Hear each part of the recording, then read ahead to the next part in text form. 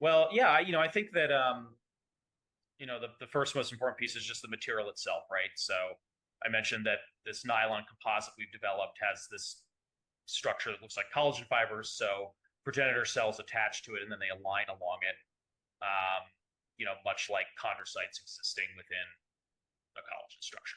But then there are quite a few elements that have been designed into the 3D printed structure. I think the first and most important one is that we have horizontal and vertical channels, but the vertical channels are larger and they're distinct. So you get like this distinct vertical channel alignment. And, that's part of why the CartiHeal device works. It's